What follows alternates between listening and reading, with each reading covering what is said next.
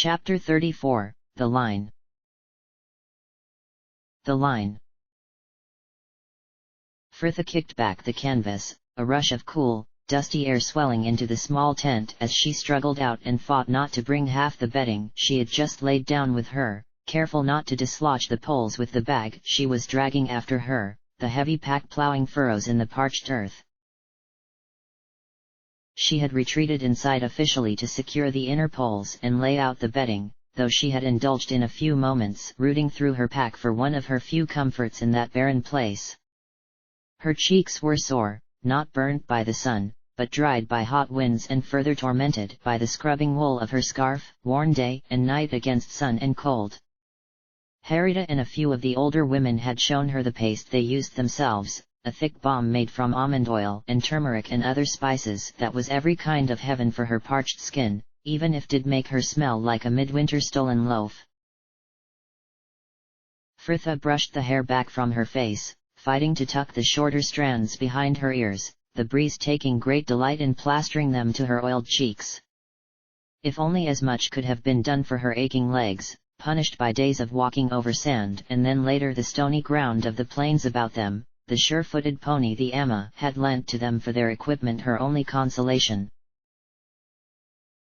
The sand of the Agazero was behind them now, the dunes finally falling away to the dusty desolate plains of the western desert, the terracotta earth scorched and cracked, as clay left too long in the kiln, and it was barely enough to support the few brittle trees and foliage that clung to life. Cliffs and pillars of stone rose seemingly at random as though they had grown there, that jagged, angry red landscape robbed now of color and drained to grey under an inky, star-scattered sky. They had left the Amma yesterday in the watery pre-dawn to hold camp there at the last oasis, supposedly a day from the stronghold, though this had proved subjective. Their first day of travel had been slow without their guides and that day had seen even less progress made. The few hours camp they usually made over high sun extended as a storm blew up from nowhere. All they could do was hunker down in their buffeted tents and await its passing end. As a result, they had been forced to march well into the twilight before halting. Frithia let her gaze travel the horizon, the wind-worn cliffs silhouetted against the sky like the dark outlines of lumbering creatures frozen by some sorcerer's spell. They would reach the site of another mage's power tomorrow. She wondered what monsters awaited them there. But before she could worry about that, more pressing matters needed her attention. Behind her, the small campfire threw a ring of light over the few gathered about it trying to keep warm in the deepening night. Valigar and Minsk were not long returned from setting the few traps loaned to them about the nearby burrows, though they apparently held out little hope from their grumbling about the lack of game. Jahara and Imoen were venting their frustrations much more stridently, the pair arguing over the bubbling pot, just as they had argued over who would be cooking and then what they would make. Solifane was huddled under his hat, looking like he was trying to pretend he was anywhere but there. Anomen and Brianna were the only two absent from the circle, the man himself still finishing his task erecting the rest of their tents, while Brianna had disappeared early on to make her prayers. It was something she had been doing with more regularity of late, though perhaps Frithia just paid the woman more attention now. It was hard not to notice when she was hanging off Anomen's face every other moment. A fierce twist of jealousy, hot enough to make her blush, not so much for what they had, but that they could have it, and Frithia had to remind herself for what felt like the 100th time that she had pressed for this outcome since the beginning. For the love of, Imoen, stop stirring it a moment and let me by. I have to, it's sticking. And the flatbreads will burn if you do not let me in to turn them. Frithia understood their frustrations, days of trudging through that desert and to an enemy half of them seemed to feel she had given little thought on how they would defeat.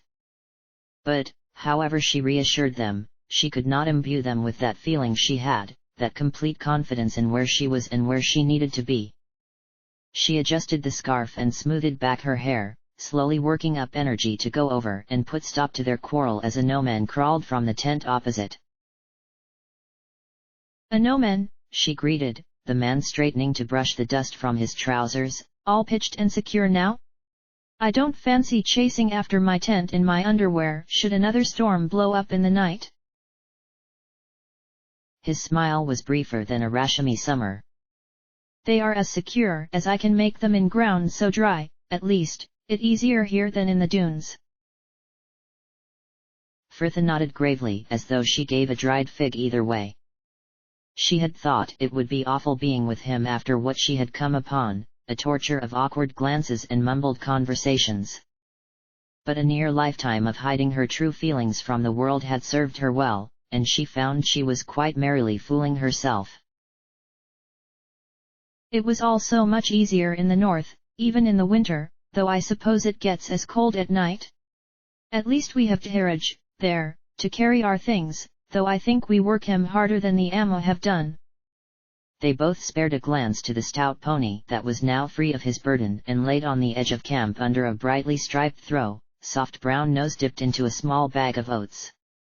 I worry about waking up in the morning to find he has got fed up and set off back to the Amma. Why do you not ask him? Anoman quipped unsmilingly. I try, but his alzedo is better than mine and he knows no conde then. Frithha laughed, letting her eyes sparkle and delighting in the control she had over even the subtle nuances of her body. Anoman bore her caparaing with impassive reserve. A pity. The creature would likely find his burden easier to bear if he knew the purpose to it. It is a hard march to an uncertain destination. Reproach in every syllable. The slightest waver to her facade, her throat constricting upon her as though her body would keep her from the weakness. I can see how that would frustrate. I am ever grateful for the faith you place in me. But he did not notice, neither the illusion nor the faltered delivery, his eyes back on the desert to greet Brianna's return. Frithha felt it a point of honor that her smile did not break even as his back was to her. Behind them, matters were escalating. Imoen. I swear, by Sylvanus. Frithha heard her cue. I had better go. At the fire, Imoen was holding her own against a glowering Jahara with help of a wooden spoon. Look, I did enough of the cooking when you were away and no one died, hey! She cried, Frithha neatly disarming her. There, now sit down. Frithha. Sit, sit, sit. Frithha trilled, shooing at the girl with the spoon, a bottle of amber liquid fished from her bag and passed to Jahara. Here, take some wine yourself and share the rest out. And Frithha did not wait to see her orders carried out. The girl stooped over her bag again and drawing out the small vial of perfumed oil she had brought all the way from Indravayat, a few drops spared for the embers, a slow breath drawing the calming scent of sandalwood and wood smoke into her lungs. There, now I know the day has been a tiring one, but it is behind us now. Pass up your plates, and let us get this meal served. And it was in silence she doled out the thick, fragrant stew, Jahara moving about them exchanging water for wine as Imoen tore and shared out the large flatbreads. Valigar carelessly scooped up the first spoonful, his mouth closing on it for the briefest instant before it was spat back into his dish. What's wrong? Asked Imoen. The heat? He choked, groping for his cup and knocking back the wine in one gulp. It is all pepper. Imoen and Jahara instantly rounded on each other. By Sylvanus! I told you not to put the spices in so early, they strengthen as they cook. And I said we shouldn't have used so much. I used no more than Mistress Harita recommended. But the Amma had yogurt to take the edge off. Anoman set his plate down with a weary sigh. So we walked all day for a meal of flatbread. I did not see you volunteering to cook. Snapped Jahara. And who could even approach the pot with you two squabbling over it like children? Rejoined Brianna. You've a tongue in your head, haven't you? Or was it too occupied snogging a nomen? Imoen. I think it tastes fine, lied Fritha. No one was listening. Brianna was helping me erect the tents. I do not need you to speak for me, a nomen, I pull my weight in this group. Who says all work together in friendship, and we should remember that now. Nice try, Minsk. Fritha sent him a commiserating shrug as this wisdom was duly ignored, Imoen splitting the air with a great ha. Pull your weight? That's the second night in a row you've disappeared off to leave the rest of us to set up camp. I completed my task before I left. Perhaps I should have volunteered to cook, though, at least then we'd have something edible. Fritha sighed, swallowing a mouthful of flatbread to warn practically, get it all out of your system now, you lot, because we're going to be at the stronghold tomorrow and there won't be time for any of this bickering. Yes, the stronghold, agreed Valigar, pausing between gulps of water, and we have yet to hear how you plan to take battle to that place. Brianna tossed her long braid back with a snort. Why this again? Surely no plans can be made until we see the stronghold itself.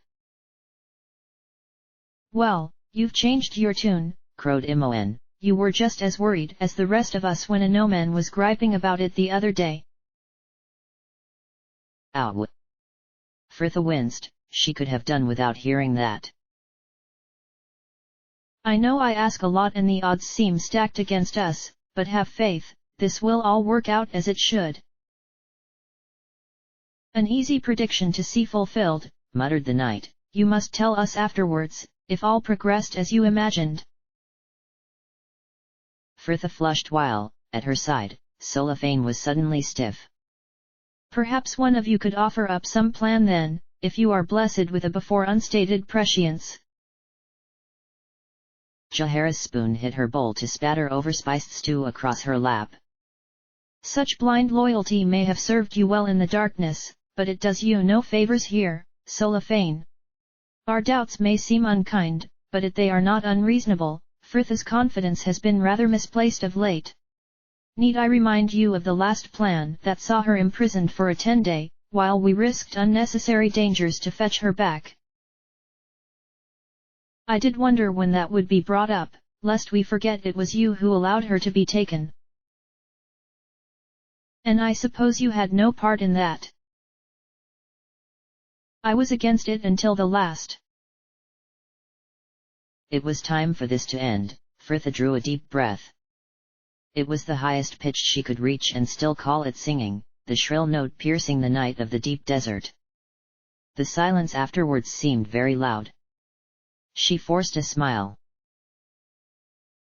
There, much better.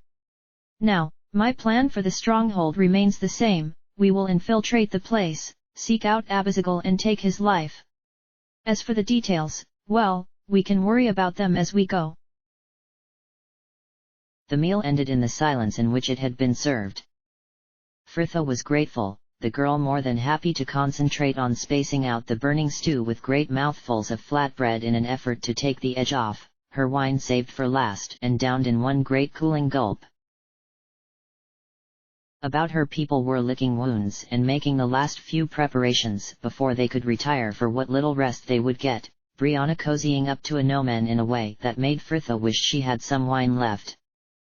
Imoen caught her eye and mimed being sick, entertainingly oblivious to the fact she and Valigar could be just as nauseating when the mood took them, though it was nice to feel she had an ally, however petty. Across the fire, a light kiss, a nomen tugging playfully at that long braid. Fritha eyed her empty wine cup with longing. It was time for bed. Protesting legs heaved her up, and the girl broke the circle again to murmurs of good night with a plan to visit the hastily dug latrine behind the closest patch of scrubby gorse bushes before she retired. Fritha! It was Brianna. Fritha kept her eyes forward and her feet moving. Fritha! She called again, and loud enough that second time that Fritha could not reasonably pretend she had not heard her. You need something? Only your goodwill. I am sorry if it seems like we've been talking behind your back. Well, that's because you have been. Brianna looked abashed and Fritha felt the fight leave her in a sigh, throwing a glance back to the others slowly packing up about the fire. But, I don't blame you, I don't blame any of you. I was not agreeing with Anoman, the woman pressed, seemingly worried all was not still right between them, when he said he doubted our path, merely sympathizing with his worries. Fritha felt her jaw tighten, this was not helping. He has every right to his doubts. He wanted to go after Sendai, after all. And I am sorry, too, Brianna hastened, as Fritha made to turn away again, for what you came upon the other evening.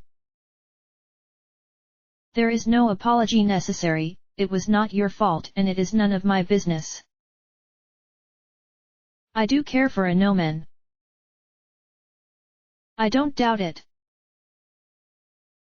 If Fritha's answers got any shorter, she would not be replying at all.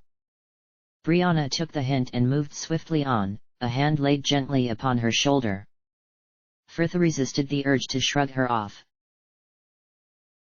I know how the others feel, indeed I feel it too, the worry that you have put aside sense and strategy to rely upon the mercies of fate. But for all that, the feeling is overwhelmed by the sheer faith your presence commands. You are special, Fritha, with a destiny that cannot be denied, and I will follow you wherever you will lead us, I could do nothing else. And soon the others will see that destiny in you, too. Fritha dipped her face, pretending to hide the modest smile she could not be bothered to force. At least the woman was trying. Thank you, Brianna, your support means much. Now, I really have to go. The woman was still waiting for her when she had finished and together they returned to camp. There was no sign of their men, Imoen and Jahara standing together, their quarrel seemingly forgotten as they plotted like thieves within that small ring of tents and, as she approached, Fritha saw another of their company, Anoman crouched and taking care to better secure Brianna's tent, lest the winds should pick up again in the night. Brianna broke from her to join him, the man straightening to welcome her to his side. Fritha pretended not to notice. All right, you two? Made up now? She asked of the women and not waiting for an answer, where's Cellophane? Off with Vals and Minsk, checking the traps they laid out when we arrived, supplied Imoen. They were hoping for a few rabbits for tomorrow's dinner. Ah, our good rangers, ever working to keep us fed. Will there be any leftover stew for the morning? The two cooks shared a look and dissolved into reluctant snickering. Yes, quite a bit, admitted Jahara. Fritha joined them in a laugh. Ah, I imagine it will taste fine once we're hungry enough, traveling with the Amas spoiled us. Jahara was nodding, a wistful smile creasing her eyes. Do you recall the time we traveled back from the Wind Spear's End, delayed by snows, we ran out of rations? Yes, and poor Minsk and Valigar wandered the forests until they could barely see the trees, hunting in vain for some game. Ah, you missed such fun, Imoen. The girl snorted. I think it will take a bit more than that to convince me the asylum was the better part of the deal. Fritha's laughter faded to a sigh. And tomorrow we take battle to another impenetrable stronghold. This is a little different, Fritha, reminded Jahara sternly. You heard the tales from the Amma, a mage with an army of dragons, Jinn, and who can say what else? I know, and we will take every precaution due. But better an army he has summoned, over one he has raised, we kill him and we effectively send his allies back to wherever they were wrenched. And the dragons, added Imoen. Fritha shrugged. The last one we met died cursing his name, we end their thraldom, and I think we've a good chance of avoiding them altogether. Her reasoning was sound, but she could see the doubts that remained still, not helped by her past actions. She wanted to tell them about the camp. That day she had knelt in the yard, staring into the emptiness of her death, only to see those lithe bodies swooping above, vivid blue against the amber sky, and knowing from then on that every step of her path would be the right one, merely by virtue of who she was. Please, don't worry, one thing I have planned is not to take any silly risks this time. I've learned my lesson and we cannot prevent Bal's return if we're dead, I have to survive this. Good, announced Imoen firmly, and then we can get you back to your theater. Fritha summoned a smile.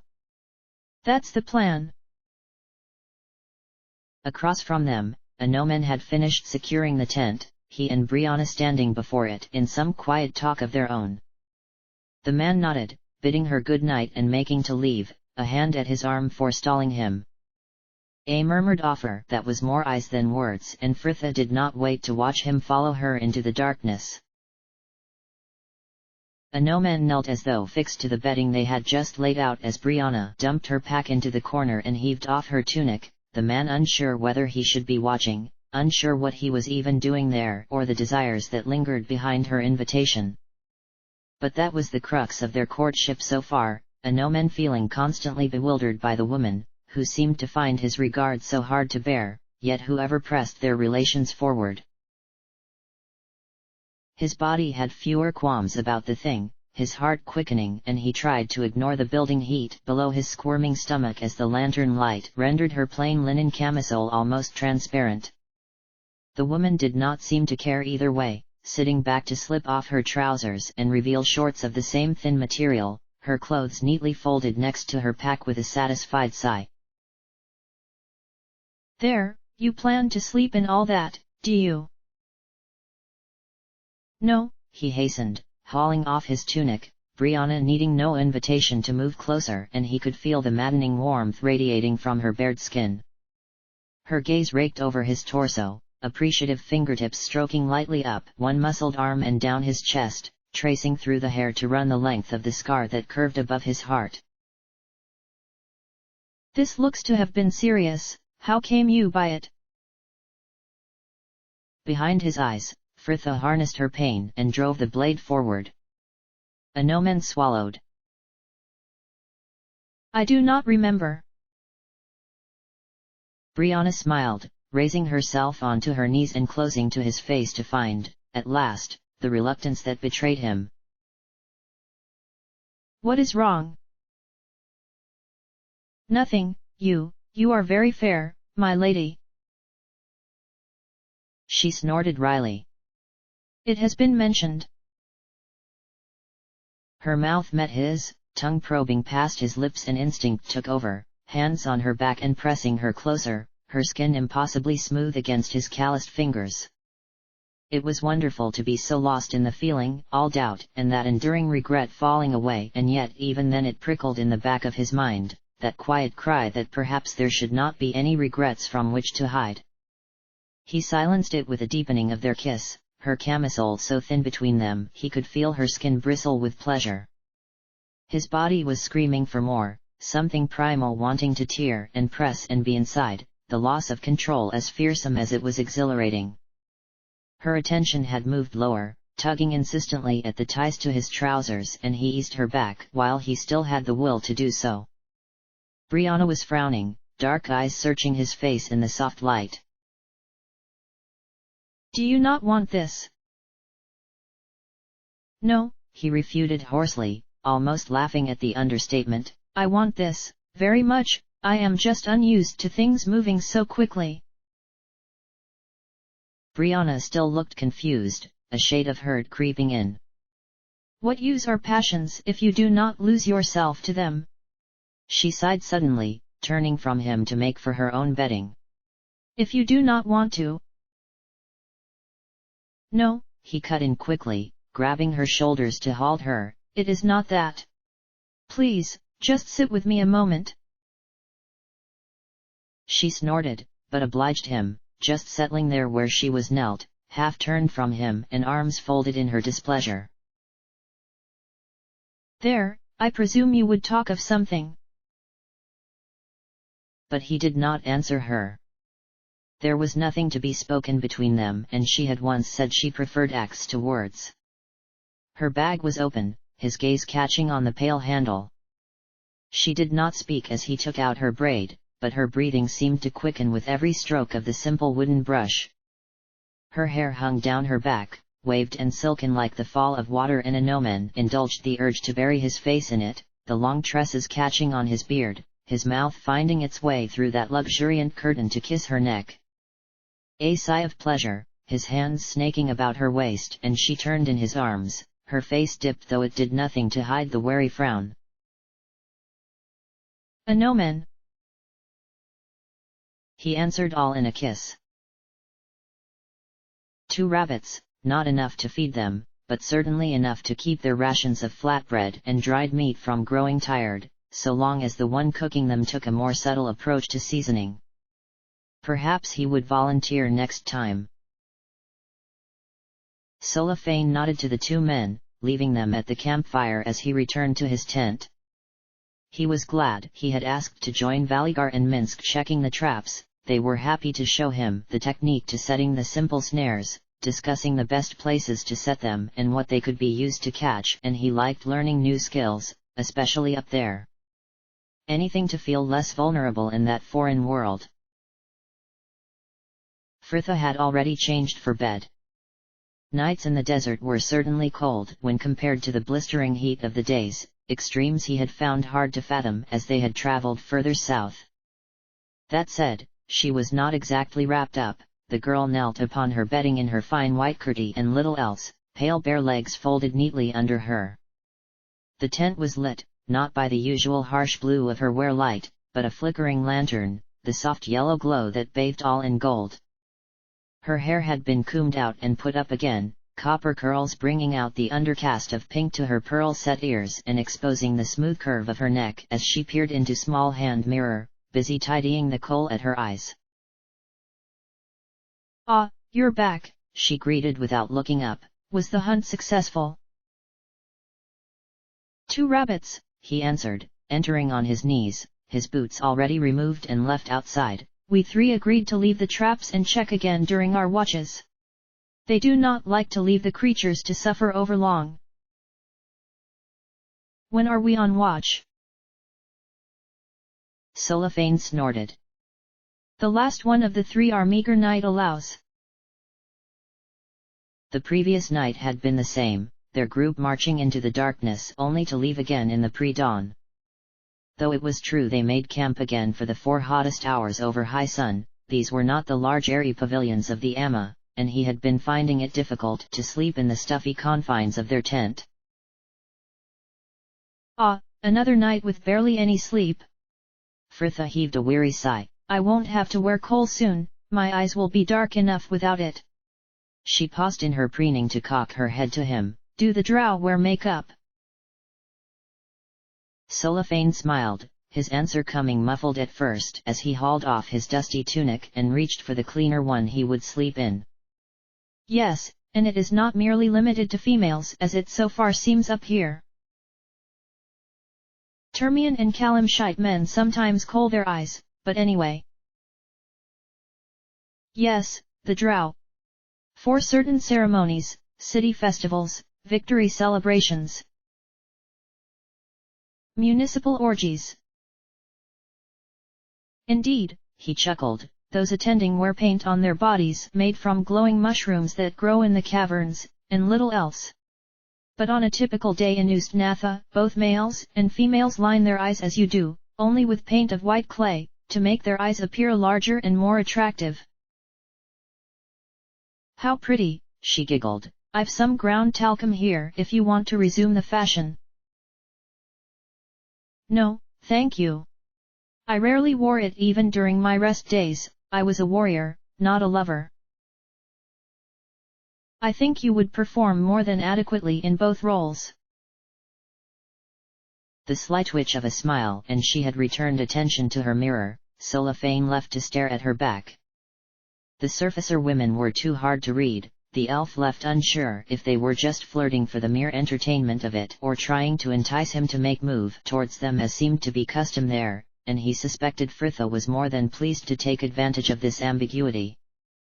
She was watching him from the corner of her eye, the mirror placed carefully back in her pack as she removed her hairpins to shake out that copper mane. There, oh, my earring is caught. Could you free it, please? He reached up, fingertips brushing the downy lobe as he gently unhooked the curl. Your hands are cold. Cellophane kept his voice very even. We were a while checking the traps and then I made my prayers. Here, she smiled, cupping both her hands about it, the skin warm and slick with the richly scented balm she wore. Her lips were parted, her head slightly dipped so she could regard him through lowered lashes, though the set to her shoulders gave no hint of shyness, Cellophane given the very firm impression that if he leaned in to kiss her she would not have pulled away. And he suspected knew why, too. Checking the traps was interesting. I am surprised a no-man did not join us in the task. That had an effect. Fritha dropped his hand, turning back to her pack to root for a length of ribbon. He was busy securing Brianna's tent. Cellophane watched her tie her hair back with a brutal yank, his voice deliberately casual as he moved under the blankets and deftly changed his trousers. I see. I note they have become more demonstrative of late. Yes, and secretive too, she added, no attempts made to hide the bitter sneer. But then they are not alone in that. What a lovely evening I've had, watching them snog and listening to the tales of how everyone's been sneaking about behind my back. Ah, Fritha, he sighed, hands dropped to rest upon her shoulders as though he would press some sense into her. This is as much your fault as theirs. If you had told them of your place in the prophecy, then they would all have my faith. Oh, don't start on with that again. I've had more than enough today. I am sorry, Fritha, but it merely seems you make many of your problems. You even rejected a no-man, and harshly too, only now to take pain in his new courtship. Dark eyes flashed. Do you want to sleep outside? And for your information, I do not make my own problems. There are going to be problems whatever I do, I am merely trying to limit them, for all of us. I know, he soothed. I am sorry, let us not argue. The girl glared at him, clearly biting back. You started it, and puffed a sigh. The lamp extinguished in another and together they settled down in darkness. Outside, the wind was picking up, blowing dust against the canvas in fitful gusts. At the campfire, Jahara and Minsk were talking, the low murmur of their voices indistinct yet somehow calming. Cellophane stared up into the peaked roof of the tent, imagining the stars and her moon beyond it, just as he had once used to lie and picture them hanging so far above that dark world of stone and earth. He had meant to work more on his prayer song that evening, though they had walked for too long in the end and there had been no chance. He did not mind, the words were not coming and he knew forcing them was not the answer. The song would come in time, or not at all. At his side, Fritha was fighting with her pillow, her movement carried to him on a cloud of her scent. In the darkness, it had been another tool, a way to stalk prey and enemies, and he found he liked the idea. The sense was just as keen up there, the man trying to explore the aroma. Lingering spice from their meal, the sweet almond balm she wore on her face, and underlying that, the unique scent of her body, a warm smell that put him in mind of the hazy days spent walking through the sun-dried meadows of Tethur. Fritha had ended her fight with the pillow and was not likely the victor by her disgruntled snort, the girl nestling down again to curl upon her side, and he could see the faint reflection of her eyes in the gloom. Do you wish to talk? About what? She rejoined, though it was more sigh than snap. He moved to tuck a stray curl behind her ear and thought better of it. Come, Fritha, we keep no secrets.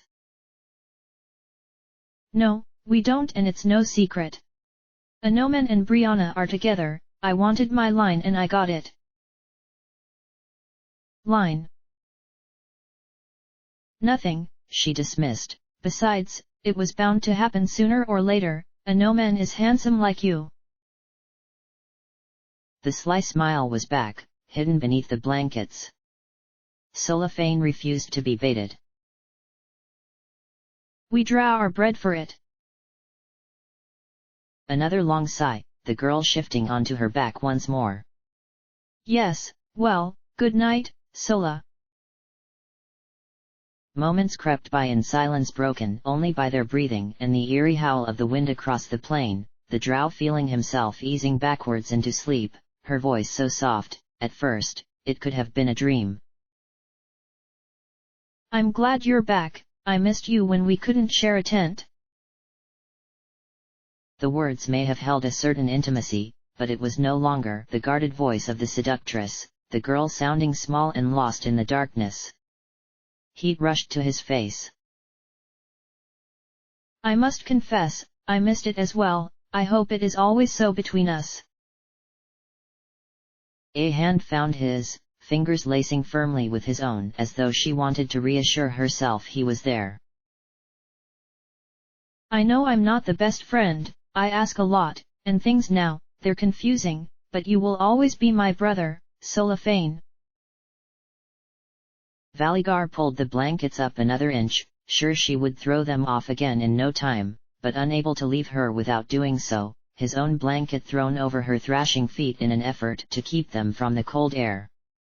A last moment to watch her, Imoen muttering something low and urgent, her young face twisting as though pained before she had buried it in the blankets once more, and Valigar turned away, fastening on his cloak to crawl out into the night. He had not laid there long before he realized sleep with Imoen would not be easy to find, and Jahara was still on first watch, wrapped in her cloak and legs stretched out towards the fire pit's glowing embers, the druid glancing up at the rasp of footsteps. Valigar! You are on watch alone. The woman smiled tiredly, feeding another stick from the meager pile they had managed to gather from the few dying trees they had passed. Minsk looked fit to drop, so I sent him to his tent. He gets very little sleep in the heat of the days. You cannot sleep yourself. No, he admitted, kicking aside a stone to take a seat at her side. Imoen is restless, something difficult to ignore in the confines of the tent. She still suffers from nightmares.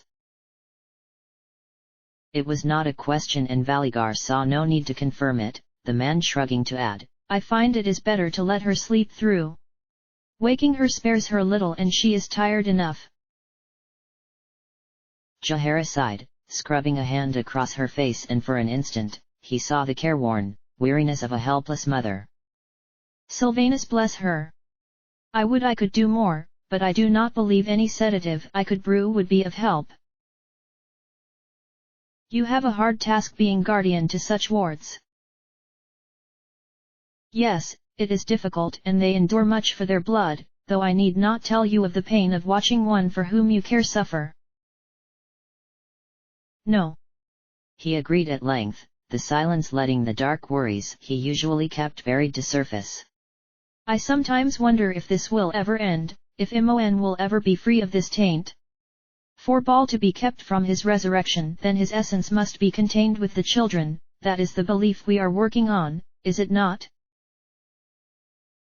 Yes, though not all believe it.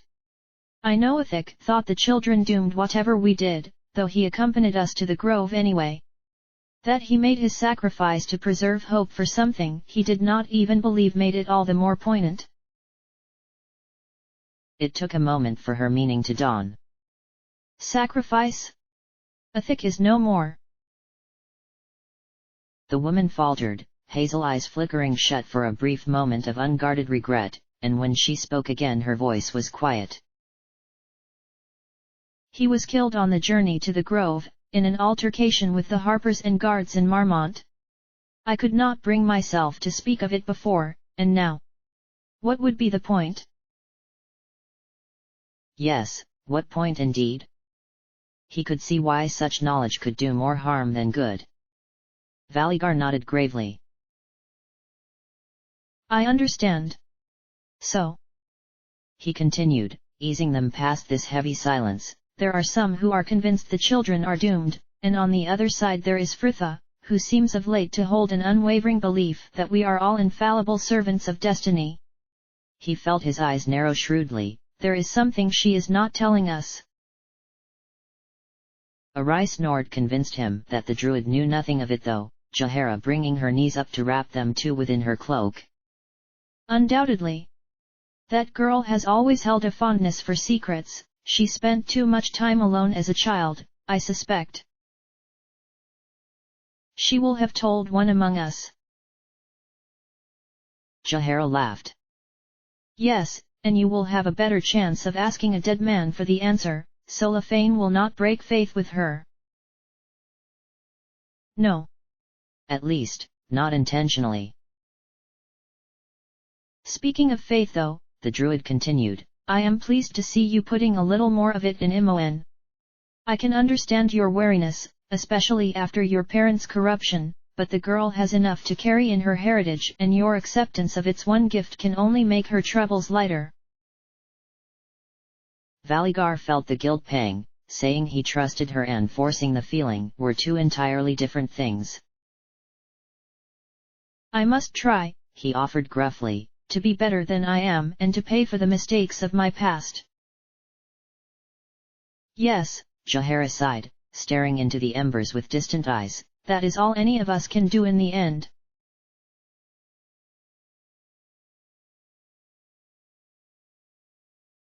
The distant clang of some pot or pan brought him from his sleep, Anoman for a moment disorientated by the pale canvas above, used as he was to a darker green, and then the body at his side moved and the night flooded back to him on a wave of mingled earthy scents. The air was cold outside the blankets, the quiet murmur of voices indicating they were not the only ones awake, the others' industry carried to them by the clatter of cups and plates as they prepared for breakfast. Brianna was still dozing, her light eyes more peaceful than the frown that creased her broad forehead, a lock of hair falling across her face and trembling with each breath from that wide, determined mouth. She was no great beauty, but she was handsome and her strength of person held an intense attraction for him. He recalled suddenly her body and the way the muscles beneath her skin had moved in rhythm with his own, lithe and strong, yet still undeniably feminine. A deep sigh, and he was given no more time to consider this, something likely for the best as the memories began to stir more than merely his admiration. Good morning, my lady. For a moment, she stiffened, seemingly as disorientated as he had been, and she took a moment to answer, turning slightly to put subtle distance between their entwined bodies. Yes, good morning, Anoman. It sounds as though the others are awake. Indeed. At least they are not still arguing. Anoman chuckled, moving in to kiss her, their lips barely meeting before the woman had pulled away, Brianna sitting, blankets clamped firmly to her chest as she rooted for her clothes.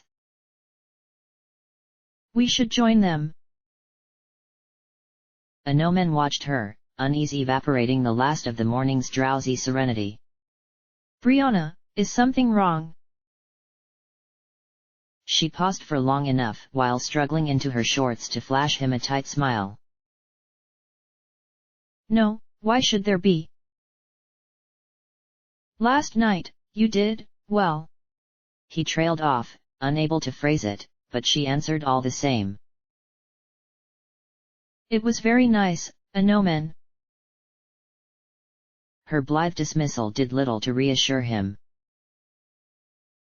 I see. I have not had the most experience, at least, not recently. If you did not. I said it was fine, Anoman, your skills are certainly not in doubt. He tugged gently at the camisole she had just pulled on. Then lie back, please, for a moment. She sighed, clearly wrestling with herself, the woman finally reclining back to lay in the crook of his arm, stiff and uncomfortable, a resentful vulnerability to her considering her abandon the night before. ARandomAud tried to put her at ease, his thumb stroking in small circles on her shoulder and letting his mind drift. It had felt good to share such intimacy after so long. He had left his last lover upon his departure from the seminary, and during his time within the order he had convinced himself he did not care for these baser pleasures when he had such important work before him. There had been much anger in him back then, even more so as the years passed and his knighthood eluded him, and in burying his darker passions, perhaps something else had been suppressed, as well. That soft voice, gentle and full of care. Don't dwell too much on past mistakes, ARandomAud, it would not do to quench your passions in shame. A surge of undirected anger, she crept in at every unguarded moment. He could feel Brianna twitching in her skin, wanting to be up, to be away, his temper vented in an angry hiss. What is wrong? Nothing. She snapped, pushing back from him, the indignation fading as she admitted, I am just unused to this. Before, at the temple, there was little time for such closeness. My apologies, I should not have, he went to say shouted, only to realize he had not. ARandomAud tightened the arm about her, pulling her back to him. I am sorry, Brianna, I merely want for you to know that last night was not something I am ready to dismiss come the dawn. I feel strongly for you and not merely physically and, I never was any good at this. Perhaps the Amma have it right and I should steal another's declarations. She smiled, tentative and still a little wary. No, it is fine, I understand. She dipped suddenly, teasingly sweeping her hair across his chest to catch his mouth in a light kiss. But we really should get up. It was still dark outside, the nacreous halo along the eastern horizon doing nothing to lift the starless night, the ghost of a moon haunting that barren sky, and those who were awake were huddled about the embers of their dying fire. Frithia and Solafane had taken the last watch, though there was no sign of the drow, the girl serving tea to the two hunched figures he could make out as Imoen and Minsk. Imoen was holding her cup to her face, letting the warm steam mingle with her misty breath. Bugger me, it's cold. I don't imagine that would warm you much. Why not jump about a bit instead? Laughter from Minsk and Imoen, Frithia barely cracked a smile, eyes darting up at their approach. Morning, you two. Tea. ARandomAud nodded, letting Brianna precede him to the fire and seeing her settled first, a defiant look thrown to Frithia as he put his cloak about her and sat, as well. If she noticed, she gave no indication, the girl pouring their cups with a detached, black gaze, stooping to fill another and pass it to the newly arrived druid. Thank you, Frithia. Are we all up yet? Where are Valigar and Solafane?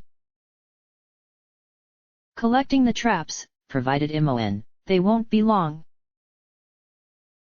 Breakfast was cold stew from the previous evening, merely covered and left overnight, all moving to help themselves while Frithia left her dish in her bag, going instead to feed their pony, the girl brushing down its coat and keeping up a constant murmur of Alzito as she worked.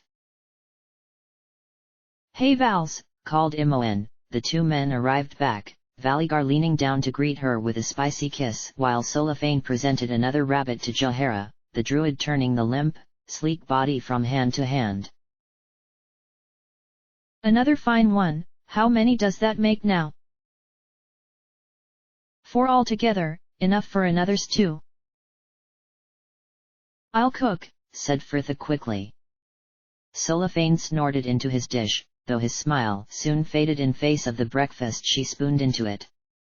Across from him, Valigar looked equally unimpressed, the man pushing the dark brown sludge about his plate with a frown, Jaehaera and Imoen shared a look and tried not to laugh.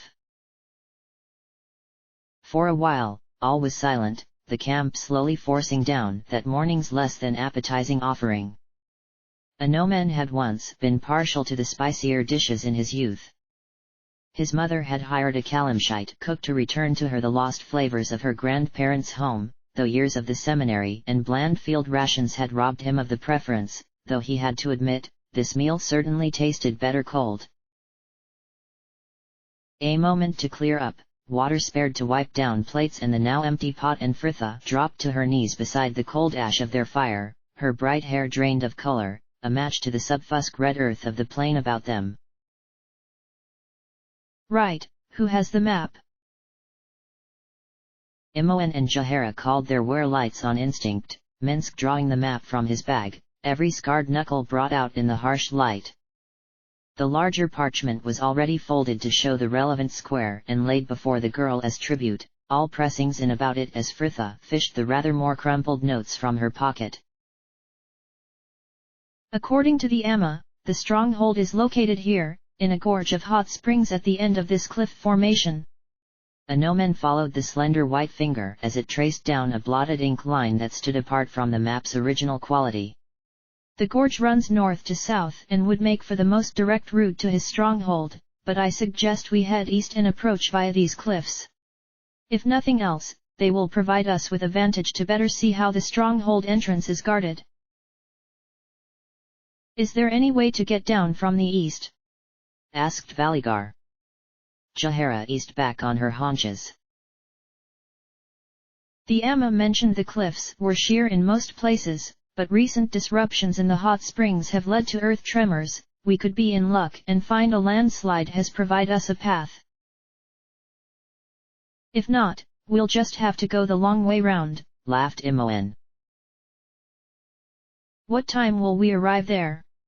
Asked Inomen. Barring any more storms, I would say early dusk. I imagine a change in the guards is not likely from what we have heard, added Valigar, and with such creatures, we may find waiting until the darkness provides them with more advantages than us. So we head east and take battle to this mage at day's end, Minsk summarized as only the Rashami could. It is agreed then. Fritha drew the map up before any could say otherwise, handing it pointedly to Minsk, and those about her broke from the circle to finish those last preparations. She remained there, though, thumb and forefinger stroked into the cold, black embers to smudge charcoal shadows under her eyes in one smooth movement, her gaze fixed southeast into the waiting dawn. Fritha kept her head down, barely focused upon the ever-moving haze of cracked red earth she was walking, her body left in that desert, thick-tongued and sweating in that shroud of wool and linen, while her mind mulled not on past mistakes or future fears, but, for once, enjoyed the blissful escape of plans. What they would do when they arrived at the stronghold and the 100 ways she would attune her strategy depending on what they found there. They were making good time, even for the slight incline they had been traveling since sunup, a buckled mound of earth upon the flat plain, the only indication of the cliffs she knew fell away now mere yards before them, the sun low and throwing long shadows from their pacing feet. Here, that is close enough, announced Jaehaera, bringing them to a halt at the nearest miserable clump of busage that had found purchase in the roots of a dead acacia and throwing back her hood. Imoen, tie the horse off. Sighs as packs were lowered and backs stretched out. I'll scout ahead, rumbled Valigar, a nod to Minsk confirming their partnership, and together the two men crept closer, clambering at a crouch over the uneven rise to pause, take in the scene below and turn, at last, to beckon them in.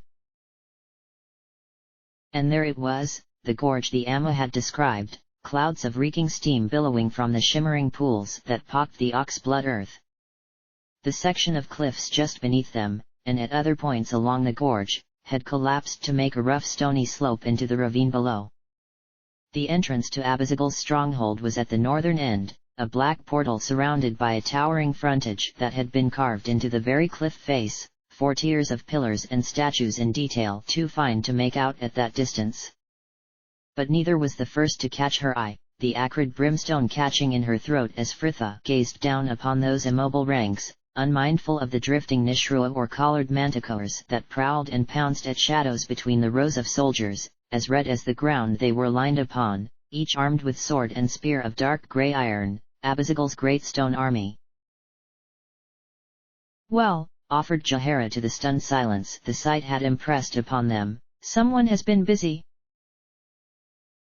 10 formations, each of 10 rows of 5 constructs, surmised Brianna. There are over 500 soldiers down there. Fritha summed her feelings up in one vehement word. Bastard! Not as you imagined? Inquired Anoman coolly. His tone was nothing to the look she shot him. Are they active? Asked Valigar, ever the one to get to the point. No one answered, no one knew.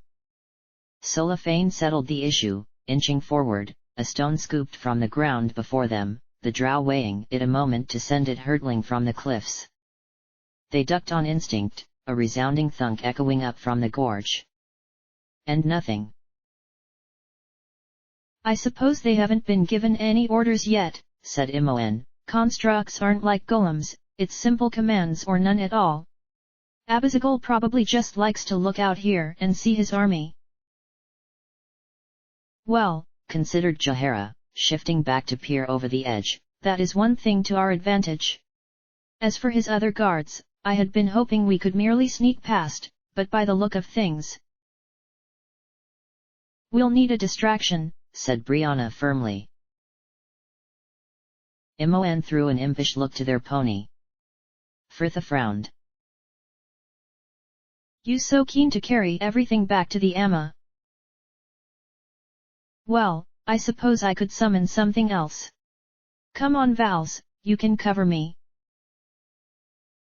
Imoen led the way, both still half-crouched as they ran southwards down the slight slope that would have led all the way to the gorge's mouth.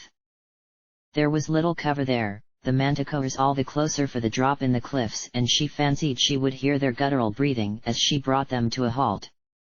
A nod to Valigar and the man took up position at the edge, an arrow nocked and ready while she turned to her task, the many circles etched behind her eyes, ink upon the smooth parchment pages of Master Omir's tome, advanced, dangerous and just what they required.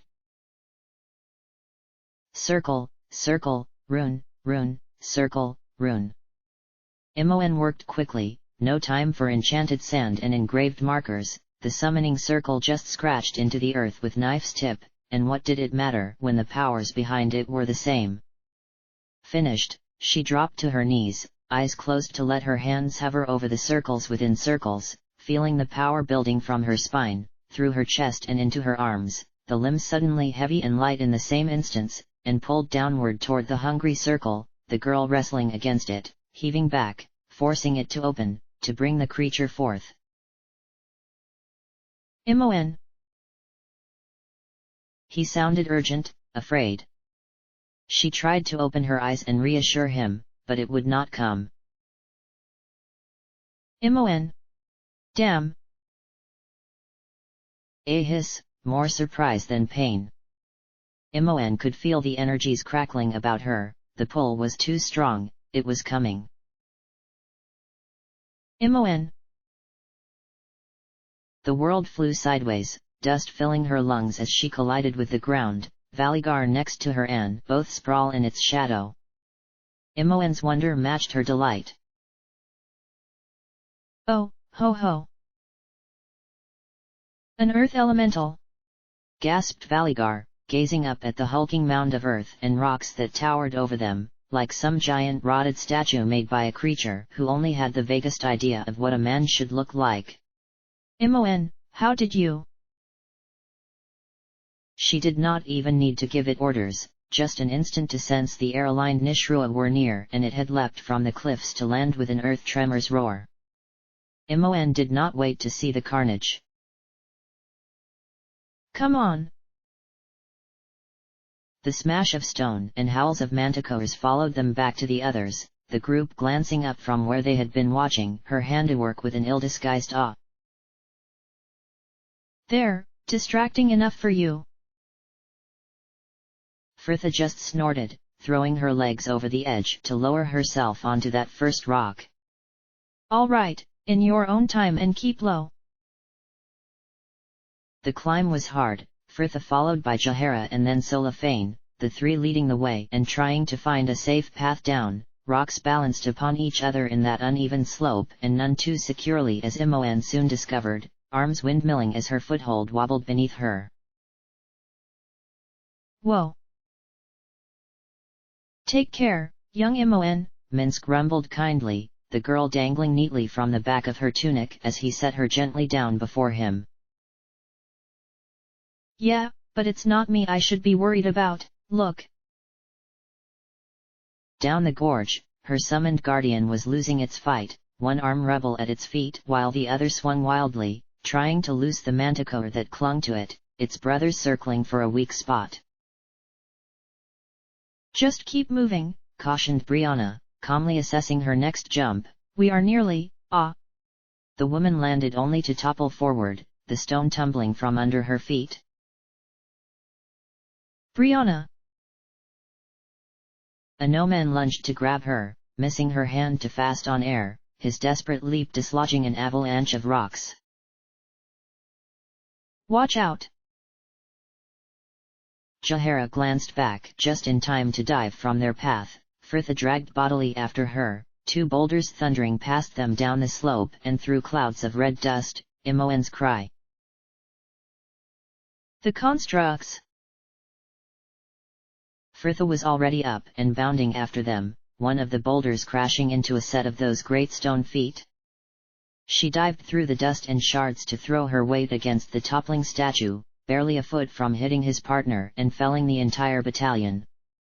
The soldier wavered, sword clattering from its hand, Frithia suddenly heaving back as it began to roll the other way and, at last, it steadied. She fought the urge to immediately collapse against it, heart rattling in her chest, a scowl thrown to the disheveled woman. A no-man was helping to her feet. Be careful! Brianna flushed, a no-man glowering at her, though Frithia ignored them both, a glance back confirming the guards were still occupied and they were away again, crouched and tripping through that looming stone army. Each construct stood a head taller than Minsk, all cast in lamina armor and wearing the same ugly snarl, the fixed faces of demons which seemed to follow them through the steam that promised to hide creature and elemental alike. Up the steps, and in the lengthening shadows everyone seemed to breathe a sigh. The carved frontage was even more ornate up close, slender pillars engraved with scales or flutes, friezes of dragons and men between the tiers. The doorway itself was framed with a border of long, leering skulls, just a yawning hole into the tunnel beyond, the ancient draconic symbols carved on the lintel above giving the place an older feel to which it had any right. Frithia's lips moved in silent comprehension. Jahara voiced their curiosity. What does it say? The girl grinned, taking a step towards the darkness. It says deliveries around the back. Come on, I've something here which must be handed over personally. End of chapter.